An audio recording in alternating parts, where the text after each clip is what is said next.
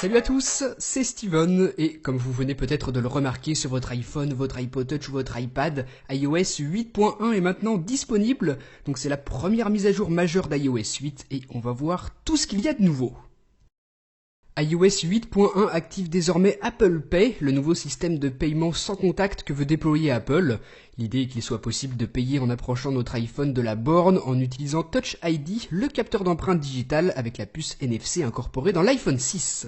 Ici, dans les réglages, vous aurez une nouvelle section qui vous permettra de configurer entièrement Apple Pay.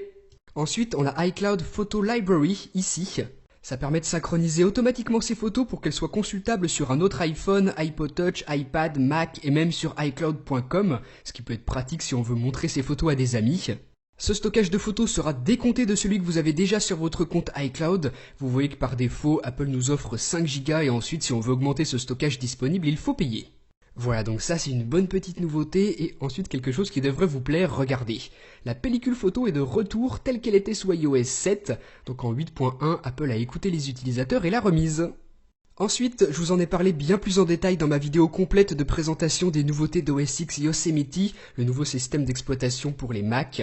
Mais avec iOS 8.1, vous aurez maintenant la possibilité d'envoyer des SMS et d'en recevoir aussi directement depuis votre Mac, pour peu qu'il soit compatible. Donc ça aussi, c'est une nouveauté vraiment excellente. Toujours avec OS X Yosemite, vous allez pouvoir numéroter directement à partir d'une page internet. Par exemple ici, avec un numéro trouvé sur Safari, je peux regarder appeler directement avec mon iPhone. Donc sans forcément toucher au clavier de l'iPhone, il me suffit de cliquer ici et hop, l'appel est automatiquement lancé sur mon iPhone et je peux utiliser le micro de mon Mac pour passer mon appel. Donc ça aussi, ça peut vraiment être pratique lorsqu'on est à la maison. On pose son iPhone dans un coin et tout se passe avec le Mac. Donc c'est maintenant disponible en 8.1 et avec toujours OS X Yosemite sur le Mac. Ensuite, on a Instant Hotspot.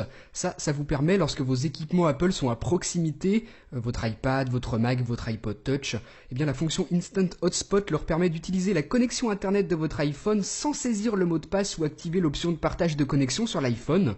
Grâce à la connexion Bluetooth et à votre compte iCloud, votre iPod, votre iPad ou votre Mac reconnaît l'iPhone en tant que modem et permet une connexion immédiate, donc ce qui peut être vraiment pratique aussi. Ensuite, en plus des quelques petites retouches esthétiques que l'on retrouvera dans certains menus d'iOS 8.1, on a une nouvelle icône pour iBooks.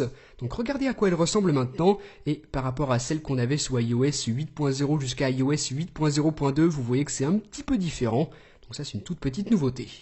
Donc voilà pour tout ce que l'on retrouve en 8.1, vous pouvez désormais faire cette mise à jour, surtout qu'elle apporte aussi des correctifs et des améliorations de performance. Voilà, donc vraiment faites cette mise à jour, elle en vaut la peine, et surtout que maintenant qu'iOS 8.1 est disponible, on devrait peut-être avoir des nouvelles au niveau du jailbreak.